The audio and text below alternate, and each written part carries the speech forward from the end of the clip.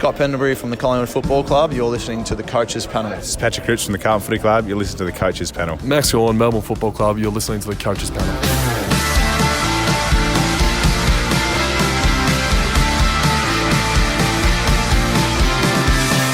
Number 15 in my 50 most relevant players for 2025. The guys I think you and I have to have a conversation about this pre-season before we get to any of the community series games. On today's episode, Errol Gulden. He's been a star for the last couple of years, but we've called on him as a community. And is there good, valid reason for that? Or is he just the fantasy premium we've forgotten this pre-season?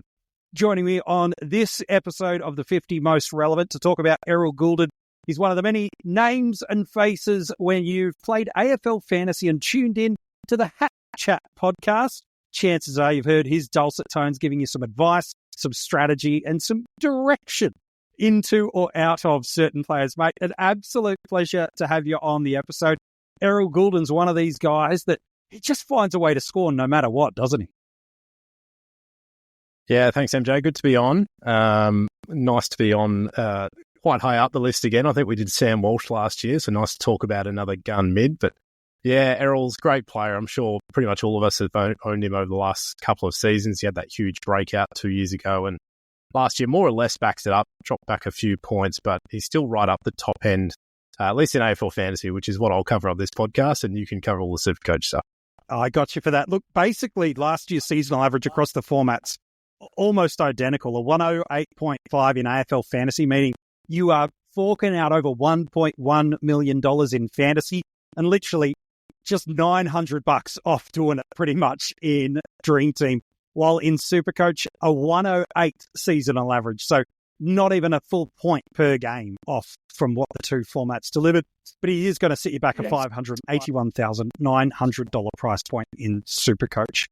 DC, he's been so critical to this renaissance and the revival of the Swans over the last couple of years. He started out as this smart and crafty small forward, then pushed up to the ground to be a high half forward, and now over the last two seasons has become one of the most damaging in and outside midfielders. First in the league last year for inside 50, so he's the perfect player to get the ball into the Swans attacking half. And then he's actually number 2 in the league for meters gained. He's number 4 for kicks, 7th for uncontested possessions, and that's not cheap ball, that is work rate, getting him that level of uncontested possessions. And he's top 10 in the league per games for score involvements and goal assists. This is a pretty perfect midfielder. High time on ground, quality ball user, gets into uncontested spaces, and is happy to do the dirty and the hard stuff too. This is just about the perfect modern-day midfielder for us. Yeah, he's not far off. And it's crazy to think that I think he was a second rounder, around about pick 30 from memory in his draft. Like, you go back and look at how he slipped that far in the draft. It's ridiculous. He was obviously an academy pick, but why didn't no one bid on him earlier? Because pretty much since he's come into the comp, he's shown that he was one of the best in that draft class. And you could make the argument now that he's one of the best midfielders sort of under the age of 22, 23 in the comp. And you're right, like he's got some traits that not many players in the AFL have, particularly as midfielders. He's an elite kick, obviously he's a penetrating kick. He runs all day, and from a fantasy perspective and a SuperCoach perspective, that's a huge asset to have. The more time we have our players on the ground, the more chance they have to score points. But he's up over 90% time on ground, which for a midfielder is outrageous. So 90.6 to be exact, which is the second highest time on ground for any full-time mid last year, behind only Ed Langdon, who's not really your attacking midfielder. He's more of a defensive winger. So he really does stand out on his own there. It means that when the game is on his terms, and particularly when it gets on his wing, he can just rack up enormous quarters, enormous games. We saw that in AFL Fantasy last year. Went over 153 times. He topped that a couple of times the year before as well. He had 6 scores over 120. A lot of that is going to come from just the amount of time he's spending on the ground.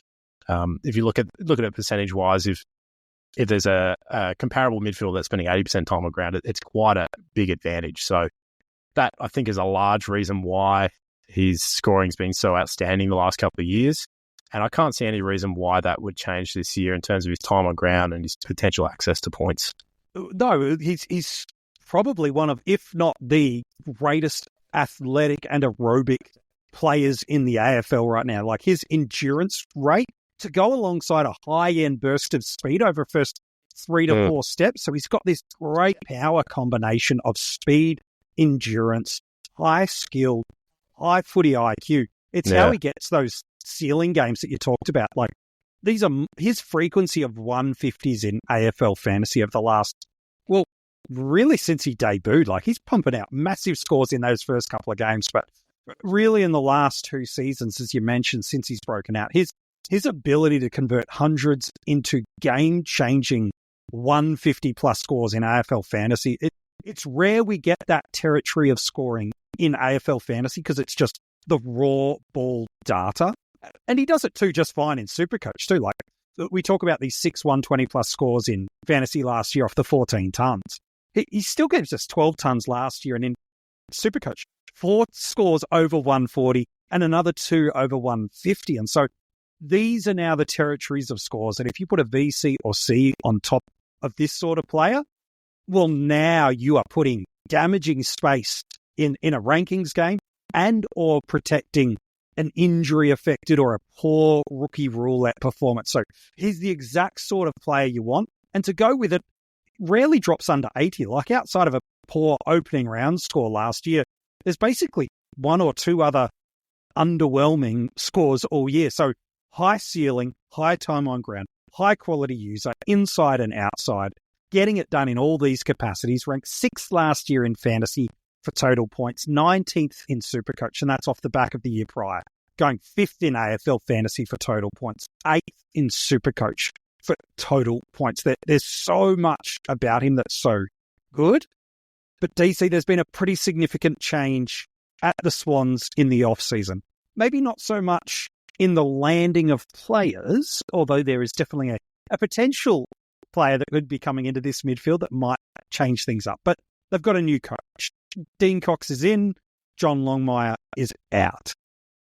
How do you see Errol getting deployed? I agree with you. I don't think his time on ground is falling away too much, but are we going to see him as a bit more as an inside mid? He only had 36% bounce attendance last year.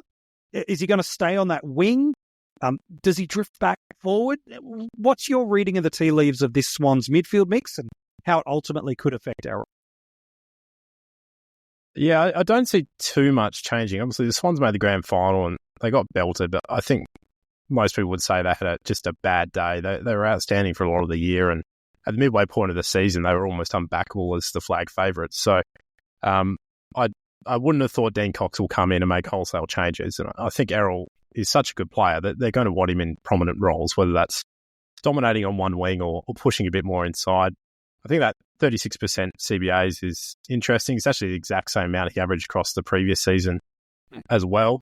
But he was clearly the 4th in line, particularly after the first few rounds. So he actually only had, not that many games over 40%. And a lot of those, when they came late in the season, they were because one of the 3 key guys were out. So Rowbottom, Warner, and Heaney last year. So when you add in Callum Mills to that as well, potentially someone else to start taking some of that mid time too, maybe he is more permanent mid with just smatterings of inside time. But as we said, he's such a good runner. He's such a brilliant athlete that can stay on the ground for huge periods of time. And because he is so damaging by foot, unlike someone like an Ed Langdon, for example, or maybe a Harry Sharp, Jeremy Sharp, who are also outstanding runners, play high time on ground as wingers, but they're not as damaging as Errol. So they're still going to want the ball in his hands.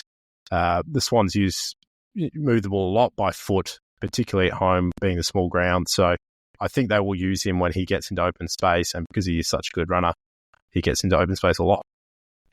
He's the 3rd best player based on 2024 stats from midfielders of scoring from transition.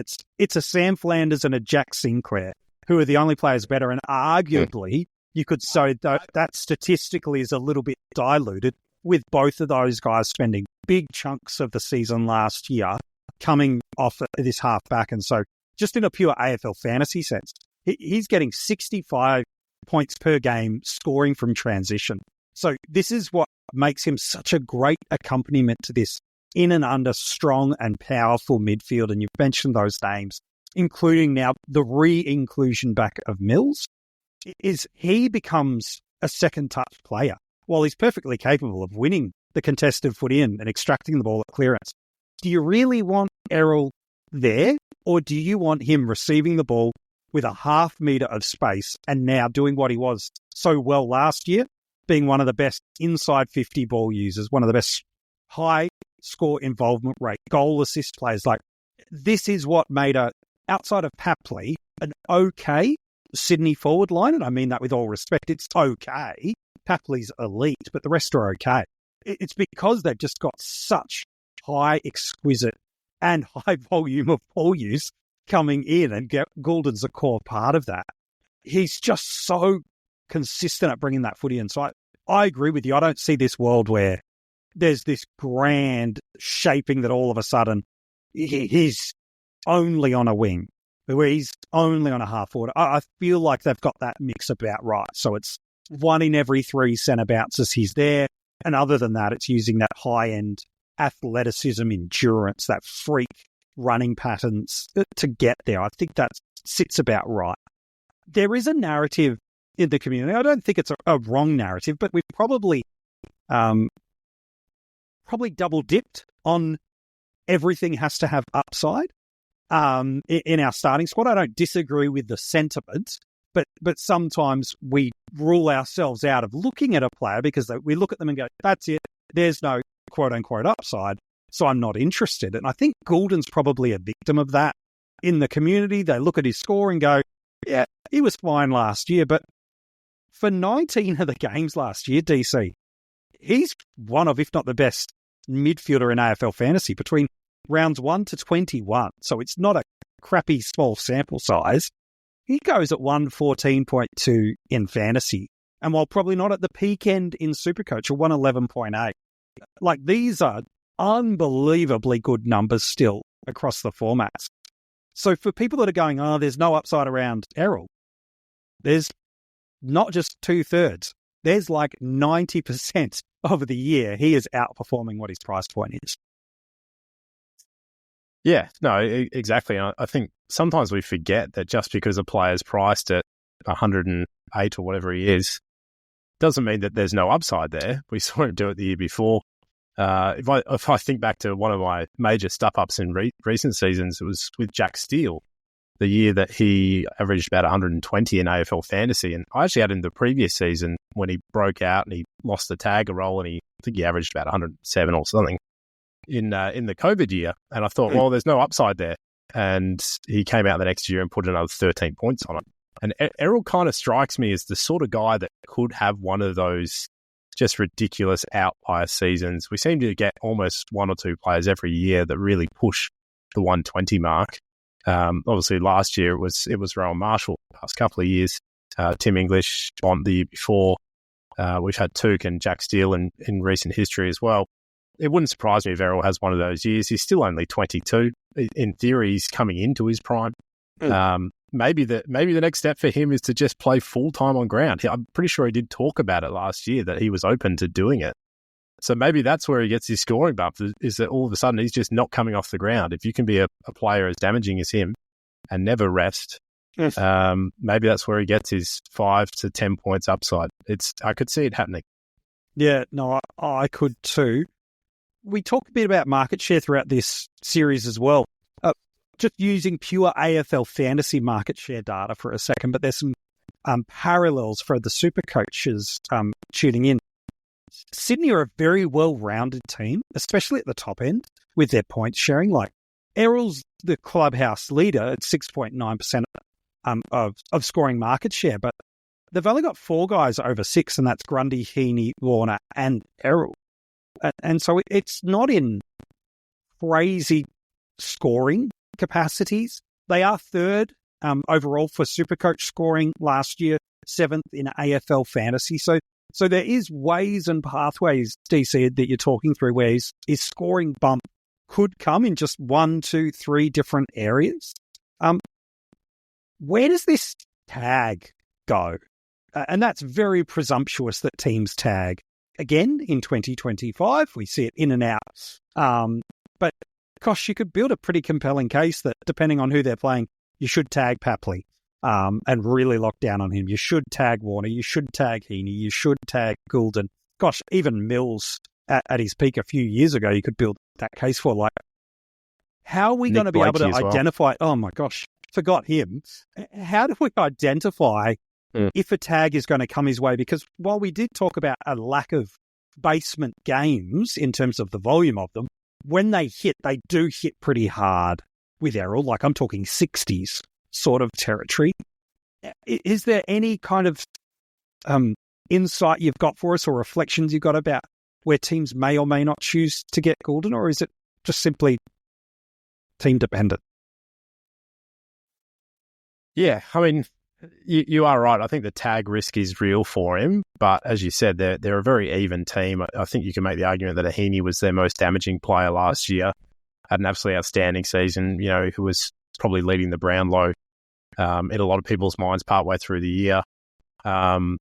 Mills will be interesting to see how it fits back in. I don't think he's quite as damaging necessarily as players like Heaney and Gulden, but Warner is probably in that category as well. Actually, wouldn't surprise me if Warner spent a little bit more time forward this year. He's a sneaky watch for a forward status change at some point, I reckon. But yeah, as I said, Nick Blakey's a very damaging player as well. So they've got a lot of guys that you could look to lock down on. I mean, this is why they've played in the grand final. So you can't tag them all. So there's going to be enough games, I think, where Gulden will get off the leash and teams just won't be able to go with him, or they won't have an obvious matchup. Not every team has an outstanding runner like him that can sit with him on a wing. So I think there's going to be enough ceiling games in there to probably offset maybe the odd tagged game, and I don't think he's necessarily the clear number one tag target.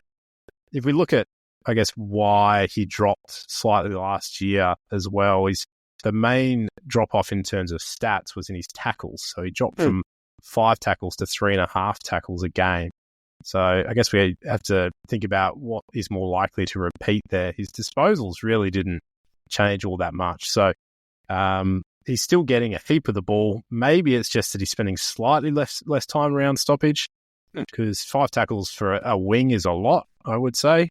3.5 is still pretty solid. So I'm guessing maybe that will stay around that mark, but it wouldn't surprise me if his disposals went up. He's just the sort of player that could have a ridiculous season where he's the disposal leader in the comp or something like that. If the Swans even slow their ball movement down even half a gear and they play a heavier possession rate game, like, wow, the explosion could be of monstrosity moments for us. But while we've waxed lyrical about the potential pathways for scoring output that increases, and obviously the potential decrease around the tag and a very even share of points from the Swans, I think the greatest objection or hindrance for coaches to starting him is the Swans yet again appear in opening round. I don't think we're too concerned to watch his role. Of course, we're going to check it out, but I don't think that'll deter people in that. It's just the fact that they're missing in round 3. So they've got Hawks in opening round, so using 2024 data, not a great matchup. Then they've got the grand final rematch in round 1, the Dockers in round 2, the bye. Then a couple of nice matchups straight out of that, North and the Pies, and then again, a potentially more restrictive game against Port. I think that's the greatest obstacle for us to navigate, isn't it, DC? And especially in that bye round, we are looking stacked for value in all other lines. It does feel hard to prioritise him as a premium when we've got others that are comparable at a similar price range, let alone marginally cheaper. Yeah, exactly. And I mean, I guess full disclosure, I'm probably not going to start him in AFL Fantasy. And this is the reason why, is that there's a world where he has significant upside, but there's also a world where he averages what he's priced at. And when you're losing one score out of your first 3 games and you're starting with a bit of a tough couple of matchups before that bye, that probably is enough to turn me off. And then, as you've already said, the other teams they've got the bye with are very fantasy relevant this year. So guys that have got the same bye, I mean, obviously his teammate Callum Mills is going to be very highly owned. The the Brisbane guys that we're looking at in the back line as well. Kitty Coleman, if he does get up for round one, is going to be popular. Both of the Ashcroft brothers are relevant. Nick Dacos, even if you want to go someone who's slightly cheaper than him on the same buy, maybe Nick Dacos is the one who's potentially got a similar sort of ceiling. And then Bailey Smith is one of the most common forward line picks. So there's probably 3 or 4 guys there easily that I would rather start over Gulden on the same buy. So then the question becomes, well, how many can you actually pick before it becomes a serious issue for you? And I guess the proof will be in the pudding there as to how well you can cover them on those buys. But my general philosophy last year for dealing with the early buys was don't pick a premium who is at risk of being fully priced. And there is a chance that is the case for Errol, or at least he's within a couple of points of what he ends up averaging and maybe losing potentially 30, 50 points on that round because you've had to cover him with a rookie. Yeah. Maybe that means it's not worth it. Yeah, it's true. Like last year we did have a Tom Green as the fast starter that was potentially and ultimately was viewed as underpriced, had an unbelievable 1-2 punch from a fixture perspective, and he delivered. I think where the Green dilemma, for those that jumped off the buy that got additionally rewarded, was he went down injured. I think it was almost a game straight after. And all of a sudden, any of that good work and goodwill that he'd built was undone for those that held through. And a luck factor landed on those that traded out. So if you're going hardcore into Errol Gulden, you're needing a couple of things to pop. And the most notable is you need Tom Green 2.0, like 140, 150, back to back. And then if your other trade variables that you're choosing to do that week all land in your favour. All possible, all doable, but this is the risk of and the luck variance you're loading into your side. Look, I'm with you. I can see a world where in AFL Fantasy, once my team is where a place that I'm settled and happy with it at the back end of the year, if Errol's not in it, it's only because he's got injured, is as far as I'm concerned. I just don't want to not have Errol in my AFL Fantasy team this year and SuperCoach. If the price gets right, I am all aboard him because this is one of the most damaging players in the game, that is for sure. On draft day, DC, both in a single season and in our Dynasty and Keeper League platform, all is up for grabs. Here at the Coaches Panel, we choose to draft on the Keeper platform, and you can draft on the Keeper platform in just a matter of days. All the details for that are in the description of this episode, by the way. It is the place to draft in 2025 for single season, Keeper and Dynasty Leagues. Unrivaled customization and just unbelievable some of the behind-the-scenes stuff you'll get to enjoy on draft day. Anyway, where are you picking Errol on draft day, DC? Because if you don't go early, you ain't getting your hands on him. Yeah, exactly. I think he's the sort of pick, I reckon this is where I'd like to have maybe pick 4, 5, 6. I think it's probably sort of the range I'll be looking at him. I think in AFL Fantasy, I think Tristan Sherry definitely goes before him. I think Sheasel definitely goes before him or should go before him. I would have said Marshall as well, but if he's touch and go for round 1, then who knows? And then it's really a pick your poison with the midfielders, I think. You can make the argument that someone like a Zach Merritt has done it so many years in a row. There's no reason why he can't be right up the top end.